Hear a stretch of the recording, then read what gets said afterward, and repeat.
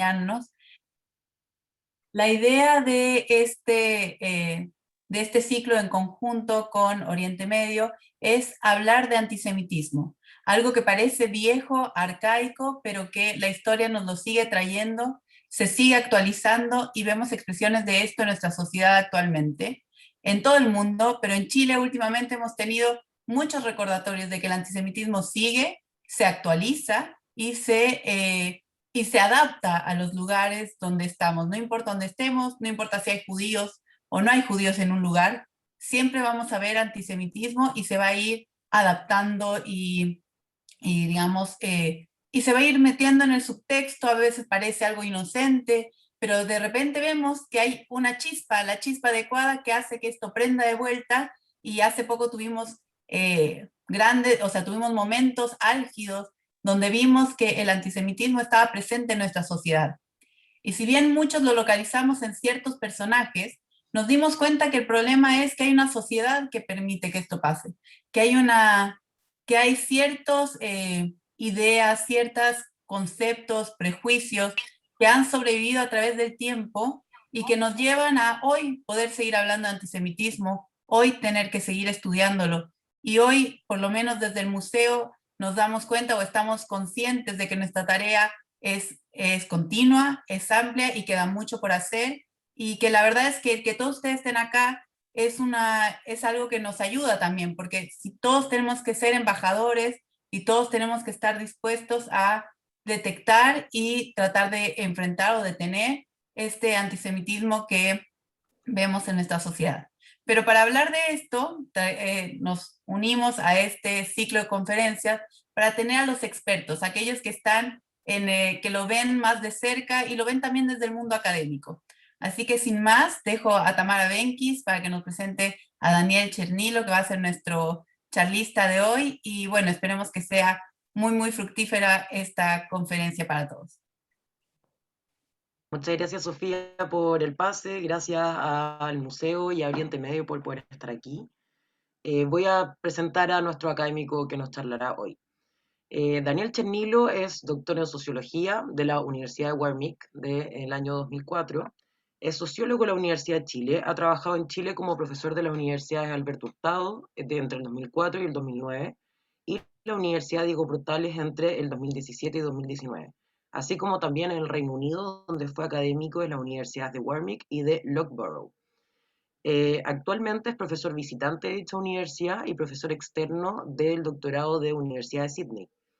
Es autor de 6 libros y más de 60 artículos, varios de los cuales han sido publicados en español, inglés, alemán, italiano y portugués.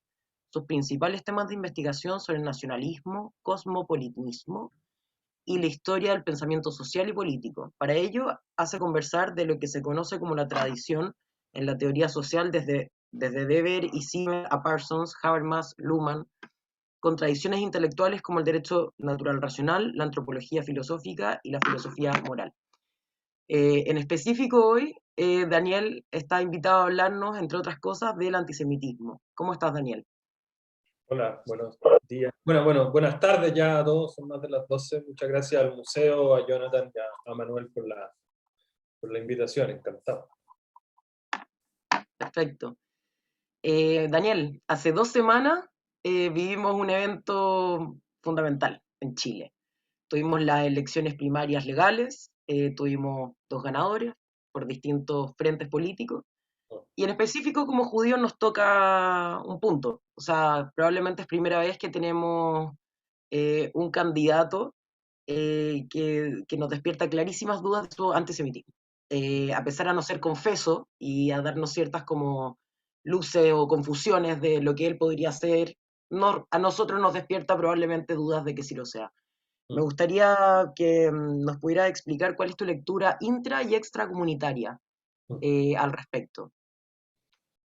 Sí, súper. Yo creo que es no, es como el encuadre correcto, ¿no? O sea, posiblemente Chile no era más antisemita hace 6 meses que hace, ¿no?, 3 semanas, y hoy día no es menos antisemita que el lunes después de la elección primaria, ¿no?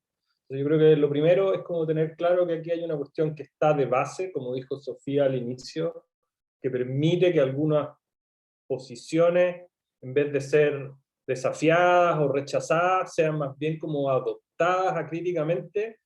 Y es, creo yo, más bien una coincidencia, una cuestión más bien contingente, aleatoria, que en este contexto surgió un candidato, ¿sí? Para quien el tema de Israel y Palestina y su traducción, ¿no?, a la vida política en Chile, no era un tema tan significativo. Entonces, yo creo que lo primero es como tratar de ver el vaso medio vacío, ¿no? ¿Cuál es el problema? Yo creo que el principal problema que se hizo muy evidente durante la campaña es que, a mi juicio, no hay ninguna duda que el candidato que perdió, mi tocayo, ¿sí?, tenía posiciones abiertamente antisemitas, ¿sí? Y cuando digo abiertamente antisemitas, hizo prácticamente todo o utilizó prácticamente todas las imágenes y discursos y prejuicios antisemitas que conocemos. Habló de judíos que son doble agente, ¿no? Habló de los medios sionistas que están controlados, ¿no?, por una suerte de élite que complota. Sí, habló que a los niños judíos se les enseña que matar palestinos está bien. Usó esta idea de que él es semita, porque tiene origen palestino y por tanto no podría ser antisemita. Es decir, usó toda, ¿no?, la retórica antisemita del mundo contemporáneo, incluido el hecho de que dice: yo no soy antisemita porque mi problema son los sionistas y no los judíos. De eso podemos hablar un poco después. Y yo creo que parte del problema, además, es que, y ahí yo creo que podemos también empezar a movernos hacia ver el vaso medio lleno, ninguno de sus argumentos era como desafiado o rechazado. Costó mucho como instalar la idea de que estaba diciendo cosas altamente problemáticas, porque hay mucho desconocimiento y mucha ignorancia. Yo quiero pensar, y no es solo voluntarismo, sino lo creo genuinamente, de que en la mayoría de los casos, ¿no?, las defensas contra esta crítica de antisemitismo venían construidas desde la ignorancia, porque en Chile no se discute antisemitismo. Entonces la gente respondía a lo que ha escuchado de la ignorancia, de lo que alguien le contó, de los prejuicios o no sé, lo positivo de no, la versión positiva de los prejuicios, no, las valoraciones positivas automáticas que la gente tenía. Bueno, pero es que ¿cómo no va a tenerle mal a los judíos si él es palestino? Sí, bueno, pero ¿cómo va a ser antisemita, no criticar lo que pasa en Israel? Sí, como que yo creo que hubo mucho de desconocimiento, mucho de ignorancia.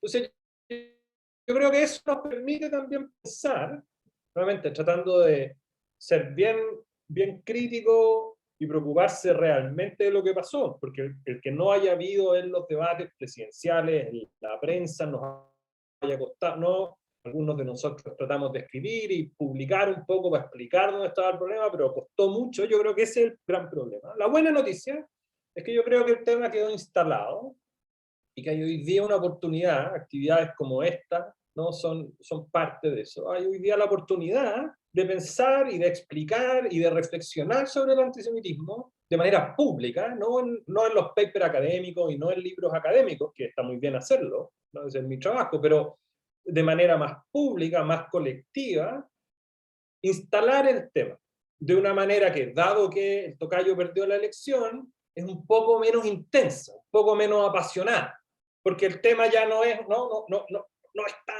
tan inmediato. Entonces yo creo que oportunidades como esta no son muy importantes, porque tenemos que hablar más del tema y tratar de aprender de un tema que es genuinamente difícil, donde todos cometemos errores, donde nadie tiene una bola de cristal para decir así, o una brújula perfecta, hipercalibrada, donde uno sabe exactamente dónde poner la línea y dónde no. Eso lo discutimos, lo conversamos, pero al mismo tiempo donde uno debe tener mucha fuerza para decir: este tipo de afirmaciones, este tipo de argumentos son inaceptables, son racistas y son antisemitas. Mi llamado a la comunidad, o mi invitación a la comunidad, esto lo hemos también conversado en otras sesiones con la BNI, con la comunidad judía, no hace un par de semanas, es que por un lado yo creo que la comunidad tiene una responsabilidad muy grande, y nuevamente aquí yo creo que el museo juega un rol súper significativo, de mostrar la diversidad de la vida judía en Chile de una manera que suele no ser. La comunidad es vista desde afuera como un grupo relativamente cerrado, como un grupo relativamente homogéneo, y como un grupo al que no le gusta mostrar ninguna clase de grieta o de división interna, porque inmediatamente no, la gente se asusta mucho. No estoy diciendo que necesariamente sea así, estoy diciendo que hay una percepción de que eso es así afuera de la comunidad. Y para quienes de nosotros, que estamos relativamente, somos judíos, pero estamos lejos de la vida comunitaria en sus instituciones más cotidianas, mi hija no va al colegio hebreo, yo no voy a la sinagoga, ni soy socio del estadio, para ponerlo en esos términos. ¿Sí? También nos cuesta encontrar espacios para poder integrarnos a la vida comunitaria judía desde una posición que no tiene por qué estar de acuerdo, o no tiene por qué encontrarse de manera así como perfecta con cada una de las cosas o de las instancias de la vida comunitaria. Entonces yo diría, para resumir con esta primera pregunta, creo que hemos vivido una situación relativamente crítica. Yo creo que todos estuvimos bien preocupados, bien nerviosos, bien ansiosos durante varios meses. El resultado de corto plazo fue bueno. Y creo que más importante que eso, se abrió una oportunidad para empezar a hablar de este tema de manera más seria, más rigurosa, más desapasionada, ¿sí? De buena fe. Yo eso lo creo genuinamente. Y creo que en eso, sin ninguna duda, los judíos en general, ¿no? Pero la comunidad en particular, tenemos que jugar un rol bien activo, ¿sí? Abriendo el debate a distintas voces, a distintas visiones, tanto sobre qué consiste la vida judía en Chile, sobre cómo entender el antisemitismo, y al mismo tiempo siendo súper intolerante y súper duro con cualquiera que quiera instrumentalizar el tema del antisemitismo o que quiera transformarlo en un tema de segundo orden. Perfecto. Daniel, respecto a lo último que comentabas, se me vino a la cabeza, digamos, este proyecto de acuerdo que se llevó a cabo en el Congreso, en que fue presentado por 7 parlamentarios de un partido político de clara oposición a política, a tu tocayo que perdió, condenándolo tanto a él como cualquier otra instigación, digamos, del corte racista antisemita.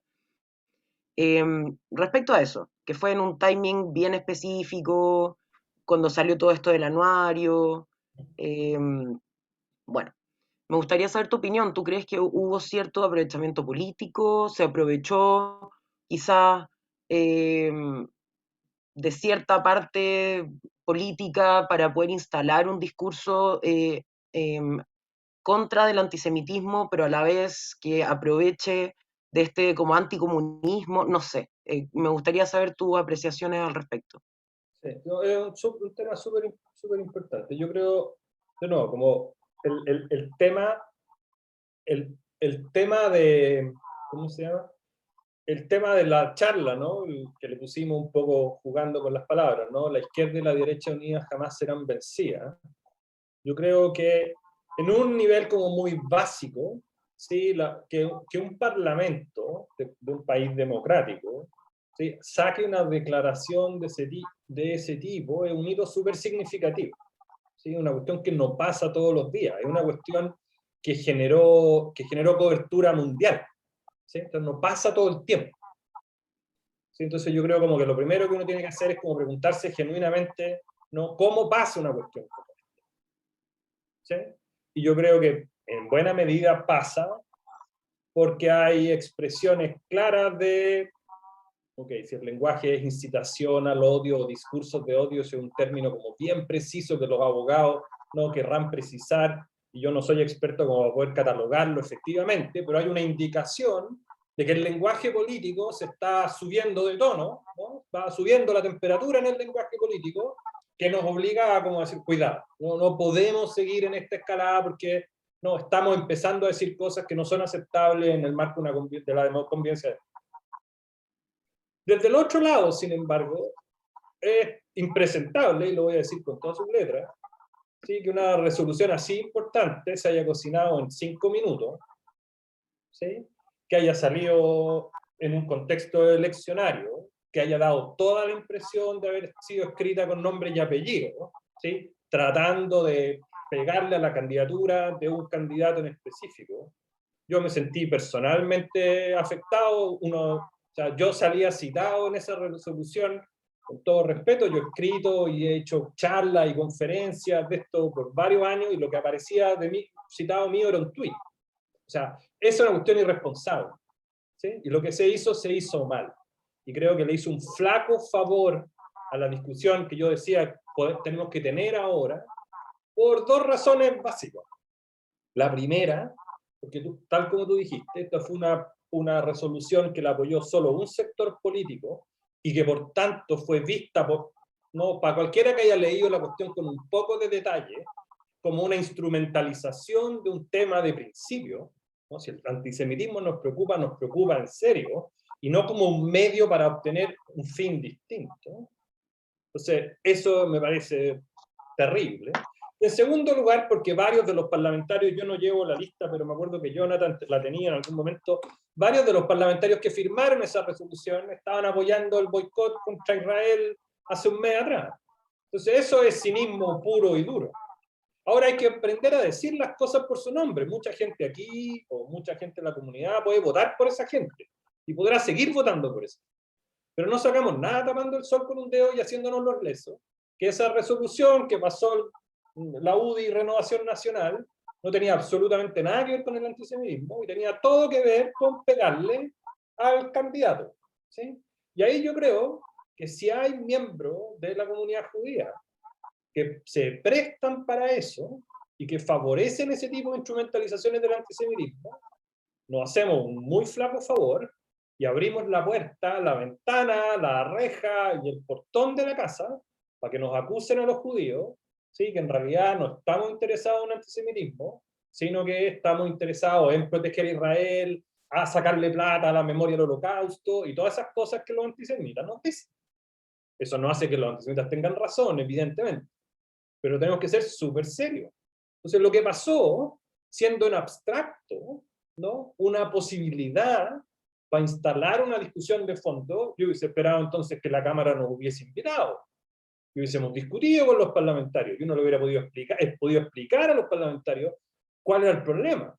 Pero una declaración de 3 páginas que cita 2 tweets y que se saca la contingencia, ¿sí? Yo creo que le hizo un flaco favor a lo que creo que tenemos que hacer, que es llevar a cabo una discusión más desapasionada, menos contingente, que muestre que el antisemitismo lamentablemente es uno de los discursos de odio o de prejuicio que son fundantes de la civilización occidental. Podemos hablar un poco de eso, no el único, tal vez no el más importante, pero sin duda una de las corrientes que cruza la historia de la civilización occidental, ¿sí? Y que por tanto, si lo queremos entender, tenemos que hacerlo bien, y no como un medio para otro fin.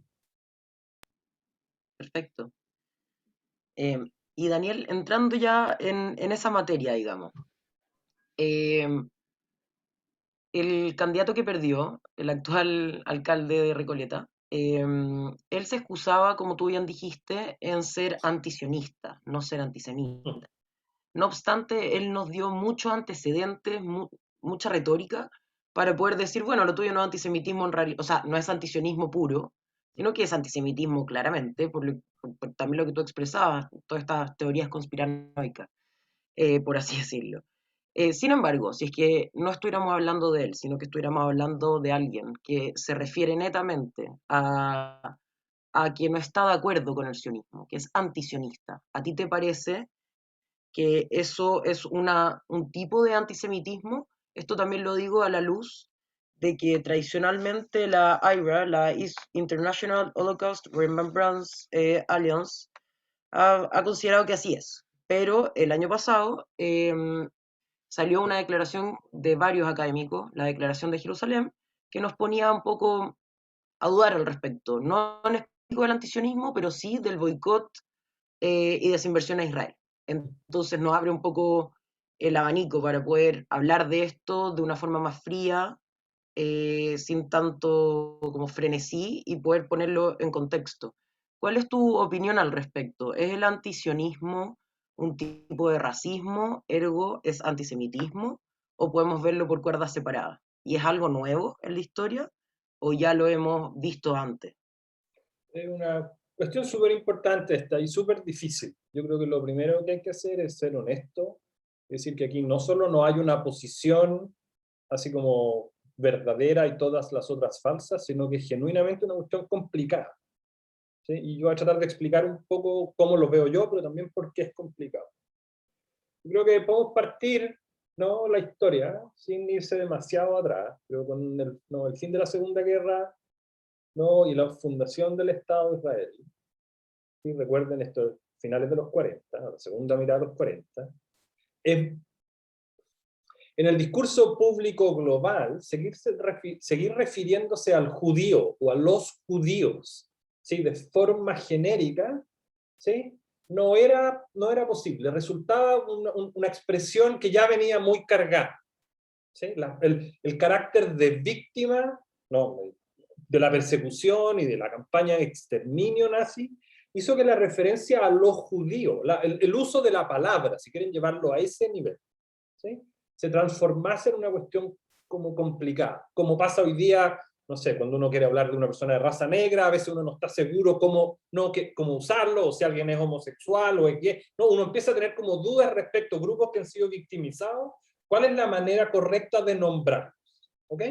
Yo creo que esa es una cuestión súper importante, porque parte de lo que ha pasado, sobre todo, estaba justamente leyendo sobre eso el fin de semana, sobre todo después de la guerra de los 6 días, y eso coincide con varios fenómenos de la geopolítica global, la guerra de los 6 días del año 67, pero sobre todo de la década de los 70 en adelante, es que el sionista, la figura de el sionista, ¿sí?, empieza a funcionar como antes se hablaba de el judío, ¿sí?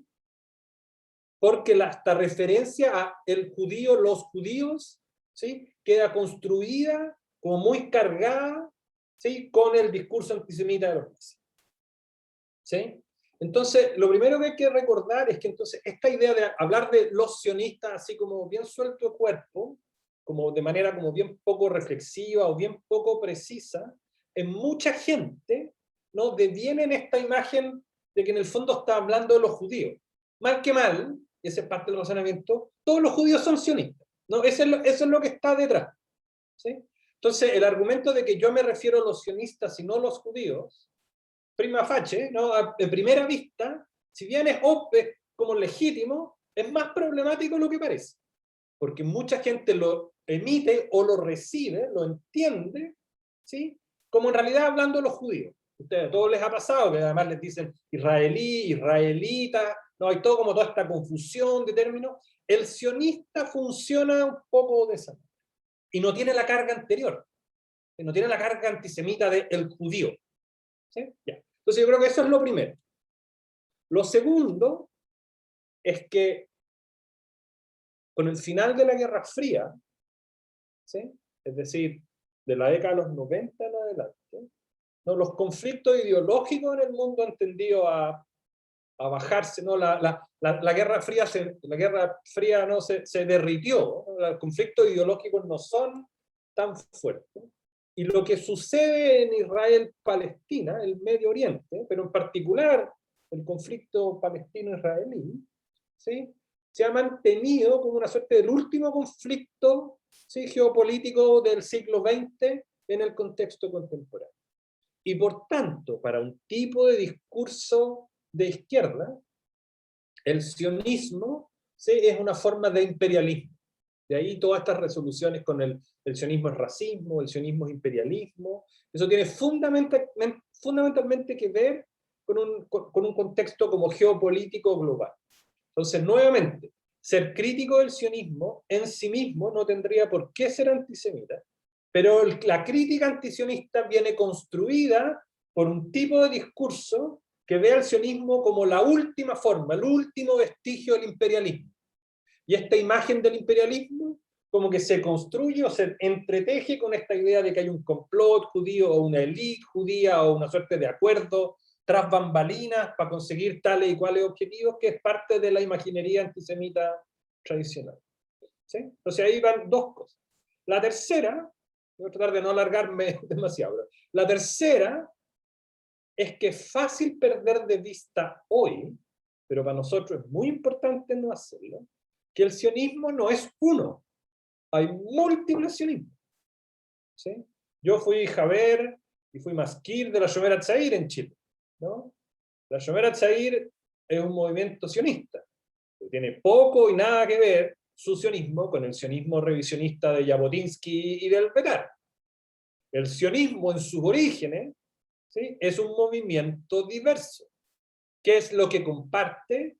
La idea de que el futuro de la vida judía debe desplegarse de forma nacional en un Estado autónomo. Eso es lo que comparten las distintas posiciones. Y no mucho más, digamos.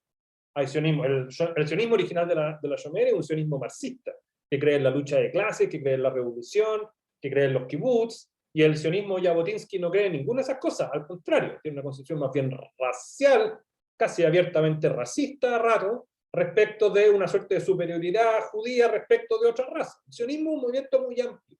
Y en eso, cuando perdemos de vista eso, lo que perdemos de vista es una cuestión bien, bien importante, que el sionismo es un discurso nacionalista, y es igual a todos los nacionalismos del mundo. El sionismo surge en el contexto del surgimiento del nacionalismo en Europa, en la segunda mitad del XIX, y en ese sentido no es distinto al nacionalismo chileno, al francés, al alemán, al sirio y al que sea. Entonces, en sí mismo, criticar el sionismo no me parece a mí que sea antisemita.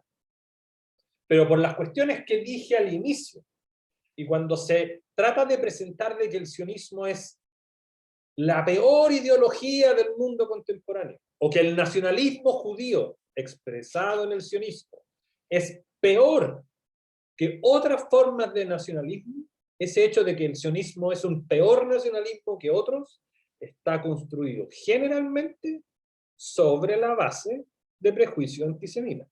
Entonces yo creo que uno puede ser antisionista sin ser antisemita. Creo que es requete contra difícil.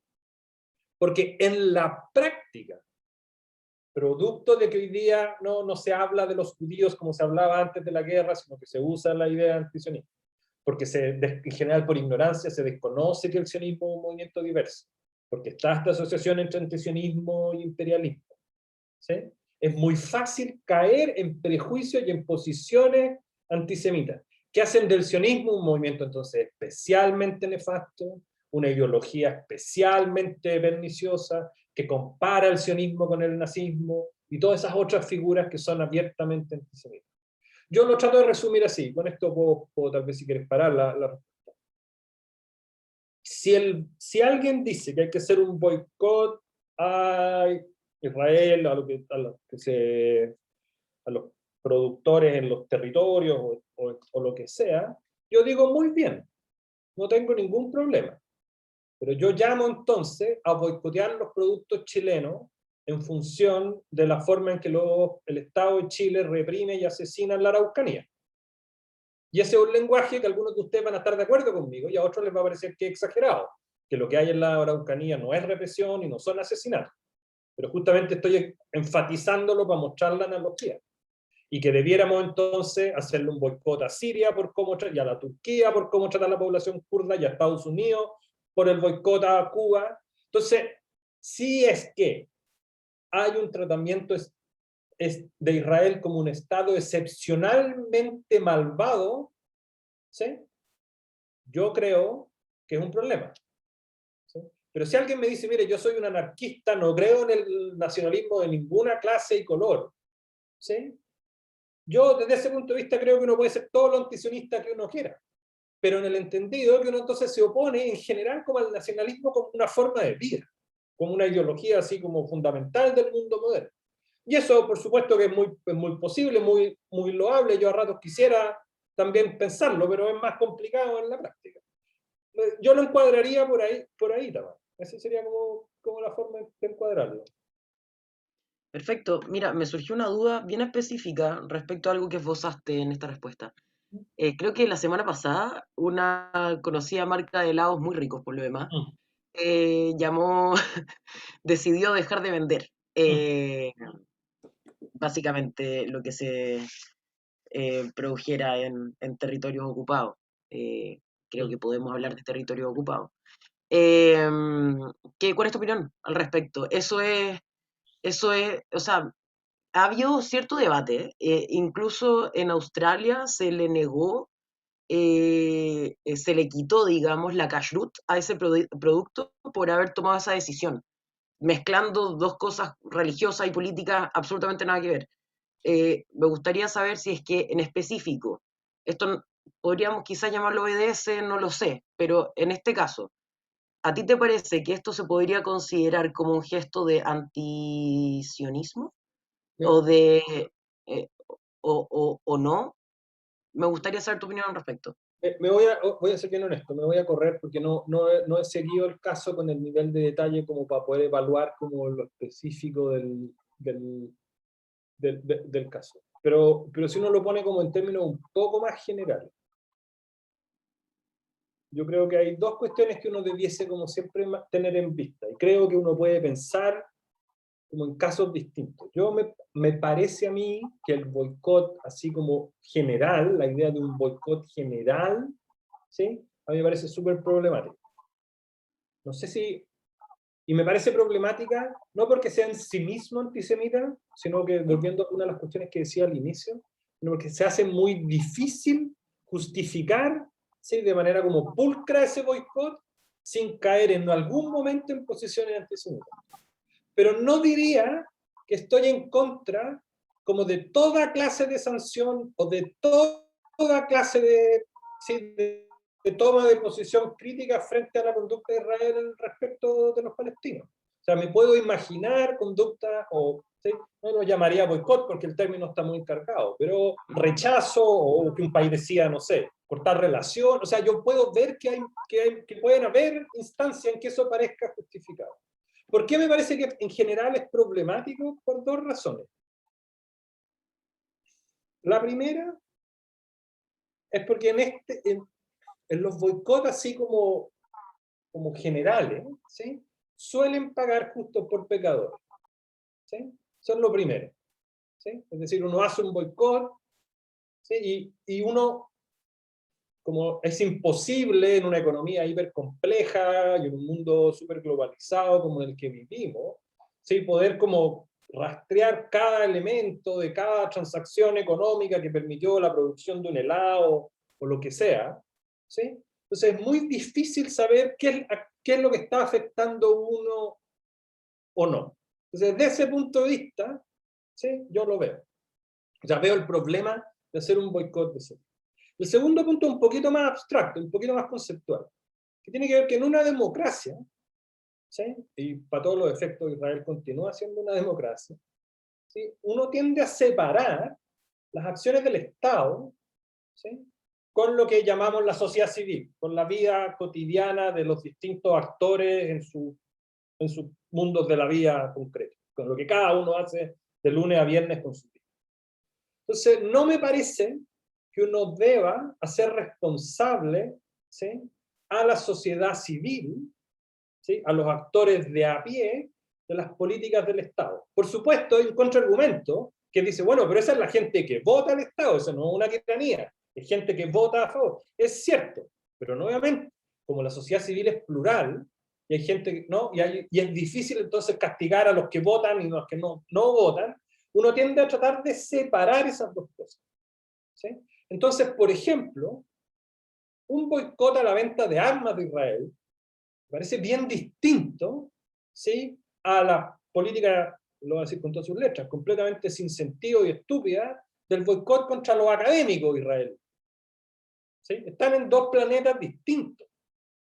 Entre otras cosas, porque en general la gente que se plantea a favor del boicot tiende a querer como favorecer las posiciones más críticas dentro de Israel, y los académicos por lo general, al menos en el mundo de la humanidad y las ciencias sociales, tendemos a estar corridos para la izquierda desde ese punto de vista. Entonces están atacando a los aliados. Y eso me parece completamente distinto a decir, ¿sabe qué? No vamos a hacer un tratado de libre comercio con Israel. O no vamos a hacer no le vamos a comprar armas a Israel. O no vamos a invertir en tecnología militar israelí, producto de su acción. ¿Sí? Entonces, Y lo último que diría, y ahí entonces yo volvería al argumento de la pregunta anterior, es, muy bien, si eso es así, ¿cómo uno construye? Cuando uno dice, bueno, no le vamos a comprar armas a los israelíes, muy bien, ¿pero se las vamos a comprar a los rusos o no se las vamos a comprar a los rusos? ¿Se las vamos a comprar a los chinos o no se las vamos a comprar a los chinos? Y si hay un doble estándar en que las razones que valen, ¿no?, para no comprarle a Israel no valen para otros países, entonces nuevamente me parece a mí que eso no es antisemitismo automáticamente, pero empieza a caer en figuras y en posibilidades que son súper problemáticas. Perfecto. Daniel, no quisiera dejar pasar esto, pero nos remite un poquito atrás en la charla. En Inglaterra vimos hace unos años que ocurrió el caso Corbyn. Tú hace una semana, creo, un par de días, digamos, diste una charla de esto. Me gustaría saber varias cosas. Por una parte, creo que se puede establecer un paralelo entre el caso Corbyn, que recordemos fue un miembro del Partido Laborista que estuvo involucrado en ciertos hechos que fueron considerados antisemitas y finalmente llevó a la expulsión de su partido. Y luego la reintegración hace no mucho. Pero me gustaría preguntarte, el rol que tomó el partido propio de ese candidato, ¿te parece que hubiese sido dable que lo tomara el Partido Comunista en este caso? Y por otra parte, si es que esta omisión, digamos, esta actitud pasiva, negativa del Partido Comunista, en caso que tu respuesta sea afirmativa, puede habernos dado lugar para que se generaran estos aprovechamientos políticos, a mi juicio, en el Congreso, y que también de pasada nosotros como judíos nos hayamos visto enfrentados a problemáticas internas, quizá completamente evitables, si es que hubiésemos hablado del antisemitismo en nuestros términos y no en los términos en que los políticos nos están obligando a usarlos un poco, a raíz de esta contingencia. Me gustaría saber cuál es tu opinión. Y sí, ahí alguien dice, ese candidato se llama Daniel Jadwe, estoy completamente de acuerdo. No quiero repetirlo tanto, ¿para qué? Así que eso. Súper.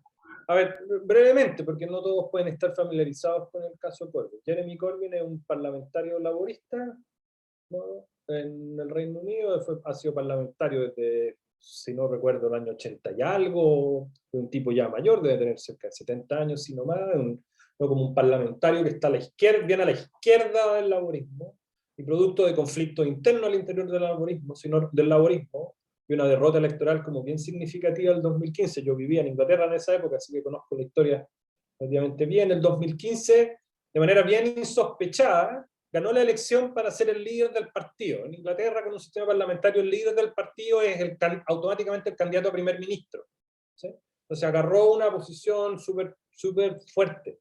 Y él siempre fue un tipo más bien marginal en el partido, un tipo un tipo que estaba bien a la izquierda, tipo medio chascón, de esos parlamentarios que están siempre molestando, ¿no? Era súper contrario a Tony Blair, de esos parlamentarios así como medios odiosos, que el partido siempre como que no sabe cómo deshacerse de él, ¿sí?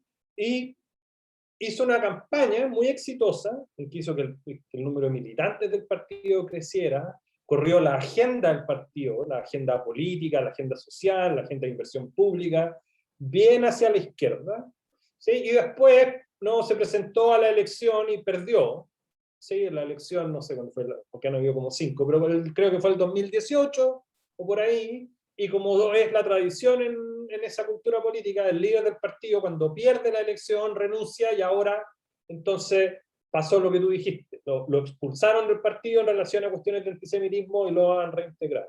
Pero quería poner ese contexto porque hay, yo creo, como dos cuestiones que son bien distintas del caso, para partir con eso primero. Por el tipo de sistema político que hay en Inglaterra, el laborismo, que es un partido, en la práctica es como una super coalición de partidos que va para los efectos chilenos, desde el PC, ¿sí? O incluso, no sé, no digamos la lista del pueblo, pero desde el PC hasta casi uno diría la democracia cristiana, casi. Entonces el laborismo es una coalición de partidos. como pasa en Estados Unidos. Cuando hay sistemas políticos de ese tipo, los partidos son tan grandes que en el fondo son muchos partidos adentro. ¿Sí? Eso yo creo que, entonces esa es una diferencia muy importante con el caso chileno. ¿Sí? Porque lo que hay en el caso chileno son estos partidos de tradiciones como más específicas. Y la segunda cuestión, que en ese sentido también es un poco distinta al caso chileno, es que producto de la historia de Gran Bretaña en el Medio Oriente, ¿no? Que no es una historia que tiene, ¿no? ¿Cuánto? 150 años, sino más. Ahí me van a corregir los expertos, pero digamos, tiene más de 100 años. Y producto de que en Inglaterra hay una población no islámica, también, ¿sí? También significativa, ¿sí?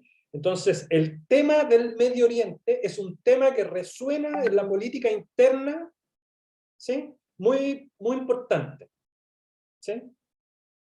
Entonces, ahí también yo creo que hay una pequeña diferencia, porque la discusión, por ejemplo, sobre imperialismo es una discusión de política interna en Inglaterra, en un sentido que no es una discusión evidentemente para el caso chileno. Además, en el caso chileno siempre se usa esta idea de que no hay una comunidad palestina muy grande, pero a mí ese argumento me parece problemático por distintas razones, y además la comunidad palestina chilena es cristiana, no es islámica. Ya, entonces ahí hay una diferencia como bien grande. Respecto a la conducta del Partido Laborista, y si se portaron bien o no en cómo vieron el tema del antisemitismo, ahí hay dos visiones. Lo que pasó fue que Corbyn ha usado durante su vida política, no tan distinto a Jadwe, ahí están las similitudes, toda esta clase de arquetipos antisemitas que conocen. ¿Sí? Y, por supuesto, al igual que Jadwe, él siempre dijo, por supuesto que yo no soy antisemita, yo soy antirracista, he peleado toda mi vida contra el racismo, yo estoy en contra de la ocupación. Ese era su argumento. Y el partido hizo varios intentos internos de como resolver el problema. ¿Sí? Algunos los evalúan como más exitosos, otros como menos exitosos, no hay tiempo para entrar en detalle.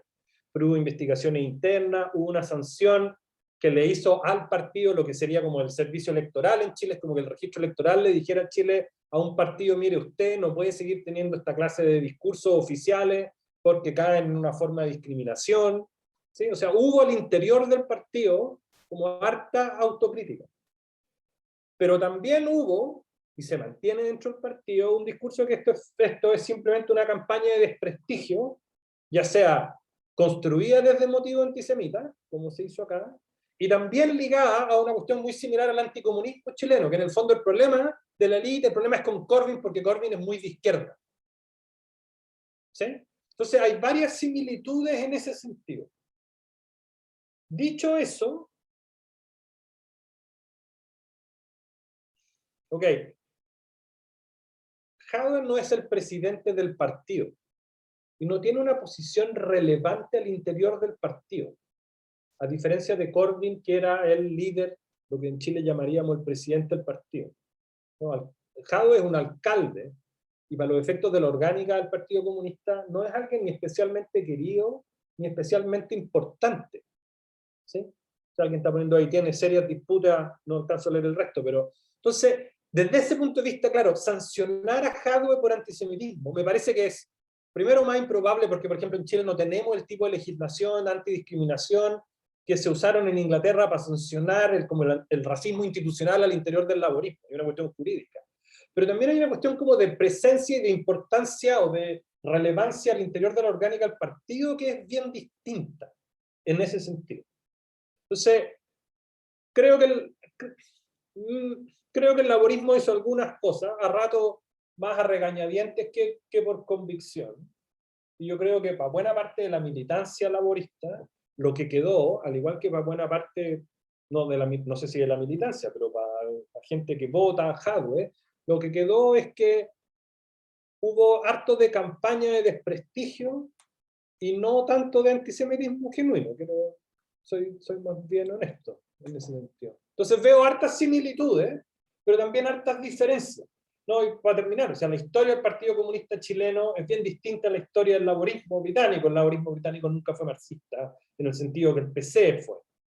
Entonces, también hay muchas, no, el Partido Comunista Chileno ha tenido siempre, bueno, fue stalinista, pero además tuvo después con este discurso, esta como relación fuerte con Castro, y con el discurso antiimperialista. El laborismo tiene una relación mucho más complicada con el tema del imperialismo, justamente por la historia colonial británica. Entonces hay también algunas diferencias. Perfecto, completamente de acuerdo. Un poco para ir cerrando, se nos pasó volando la entrevista. Te quisiera preguntar, empezaste un poco hablando de esto, pero me gustaría así que pudieras enfatizar un poco más. em, para quedarnos como con una moraleja quizás, una enseñanza, una invitación. Algo que comentaba y lo conversábamos un par de días antes, me recuerda a Moisés Mendelssohn, que a comienzos de 1800, digamos, hablaba esto de la escala. Digamos, metámonos dentro de nuestras sociedades, seamos judíos, pero también somos parte de una sociedad, participemos políticamente, participemos socialmente, incluyámonos, digamos. Este movimiento importantísimo tiene sus detractores, tiene sus eh, simpatizantes. Hoy por hoy no sé muy bien cómo lo podríamos ver en la sociedad, en la comunidad judía chilena quizá. Eh, Mendelssohn en particular hace la invitación a salir de las yeshivot. Hoy por hoy no tenemos yeshivot en Chile, pero quizás sí tenemos sectores en que sí vivimos los judíos y donde sí nos movemos y no nos movemos tanto en otros. Esa es una opinión personal. Quisiera saber si tú la compartes y si podrías, o sea, si es que tienes alguna invitación que hacernos a movernos desde el punto de vista más público, salir tanto de lo privado judío. Una súper bonita pregunta, y es también súper difícil de responder, ¿no? Estarle diciendo a la gente, a la audiencia, ¿no? Qué es lo que tienen, no tienen que hacer, uno se pone un poco colorado. Pero pensémoslo así. Para la mayoría de nosotros, yo supongo, sin duda es cierto para los que están aquí, a quienes conozco, pero me imagino que vale para la mayoría de nosotros, tal como dices tú, Tamara, ¿no? Nuestra vida judía es una parte de nuestra vida. Para algunos puede ser una parte muy importante, la parte mayoritaria, pero no es toda nuestra vida. Sí, tenemos un desempeño profesional que puede no estar ligado fundamentalmente a la vida judía, nos puede gustar un equipo de fútbol, ¿no? Donde nuestro judaísmo no es lo principal, o lo que sea, ¿no? Como tener familiares, amigos, etc. ¿Sí? Desde ese punto de vista, ¿no? Yo creo que todas nuestras vidas son mucho más complejas, ¿no?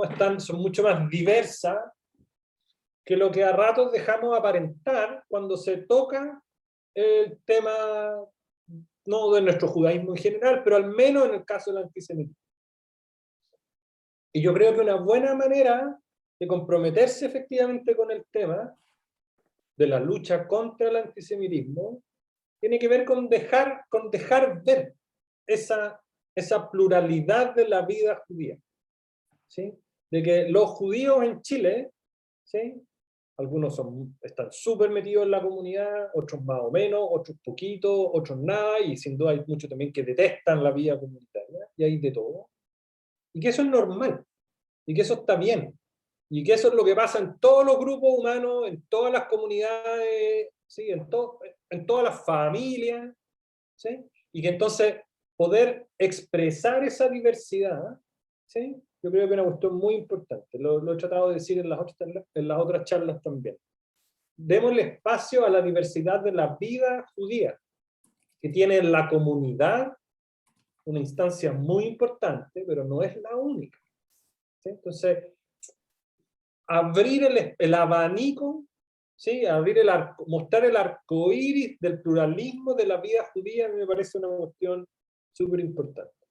Y yo creo, yo no tengo mucha experiencia tampoco viví mucho tiempo fuera de Chile, pero no tuve una vida comunitaria judía tampoco fuera, muy intensa, pero uno tiene la intuición al menos de que la vida comunitaria judía todavía es un poco cerrada en Chile. Y el otro lado de esto mismo, y esto también ya lo dijimos, es que para nosotros el tema del antisemitismo es muy importante y está bien que así sea. Y no debemos en ningún momento renunciar a ser completamente tajante, ¿no? Y rechazarlo en todas sus formas. Pero para el resto de la sociedad, el antisemitismo no es el principal problema que hay hoy día en el mundo. ¿Sí? Y para muchos grupos, incluso justificadamente, hay otras formas de discriminación y otras formas de racismo que son tanto más importantes que el antisemitismo. Entonces, abrir el oído, ¿sí? Casi uno diría así como abrir el corazón, pero al menos el oído, sino el corazón. Abrir la sensibilidad frente a distintas formas de discriminación, para generar entonces alguna forma, si ustedes quieren, de empatía, de solidaridad, ¿sí? Con esas otras formas de discriminación, yo creo que va a ayudar no solo a que nos escuchen más, sino también a romper el problema o el prejuicio que carga todos quienes tenemos un tema por el que somos muy sensibles, que es que nos acusan de doble estándar. Y aquí esa acusación de doble estándar puede ser súper antisemita o puede no serlo. Pero aquellos de ustedes que son bien de derecha, me van a perdonar, no van a encontrar que cuando el Partido Comunista defiende a Cuba, esa es una hipocresía terrible del Partido Comunista, ¿no es cierto? Defiende los abusos en Cuba. Y los que somos más de izquierda, cuando la policía reprime, encontramos que los abusos de la policía son inaceptables. Entonces, cada vez que uno plantea argumentos de ese tipo, ya sea en defensa o en contra de Cuba, en defensa o a favor de la causa mapuche, en defensa o en favor del antisemitismo, el tejado de vidrio del doble estándar es uno con el que hay que ser muy consciente. Y en el caso nuestro, no instrumentalizar el antisemitismo, me parece a mí que es una cuestión absolutamente fundamental.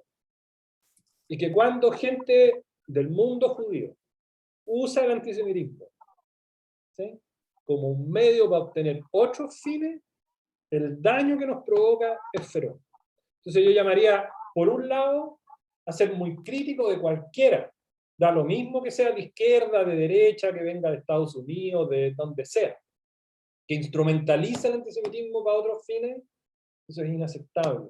Y al mismo tiempo abrir el oído, ¿sí?, a cuando hay otros que están diciendo que hay una forma de discriminación, a que hay un discurso de odio, aquí hay una cuestión de doble estándar, ¿cómo estamos nosotros ahí? ¿Sí? De forma tal entonces de, no solo de aprender y de reflexionar y de buscar qué es lo que nos parecen distintos fenómenos, sino de también generar solidaridad cruzada, que es un tipo de solidaridad muy importante en la sociedad. Perfecto. Daniel, si te parece, podríamos pasar a la parte de las preguntas. Te voy a ir nombrando algunas. Más de una persona pide por el chat o me preguntan por interno si es que podemos hablar de antisionismo y antisemitismo de derecha en Chile. En Chile. En realidad no sé si en Chile, la pregunta es amplia. O sea, sin duda que podemos, ¿no? Por razones más bien coyunturales, hoy día en el mundo, ¿sí?, el antisemitismo que figura más es un antisemitismo de izquierda. Pero si uno mira la larga duración, si uno ve la historia del antisemitismo moderno en los últimos 50 años, la forma prevalente de discurso antisemita es un discurso antisemita de derecha. O sea, Trump era tremendamente antisemita, ¿sí?, y le andaba diciendo a los judíos, ustedes tienen que votar por mí porque a ustedes les gusta la plata tanto como a mí. ¿Sí? O sea, no nos podemos equivocar en ese sentido.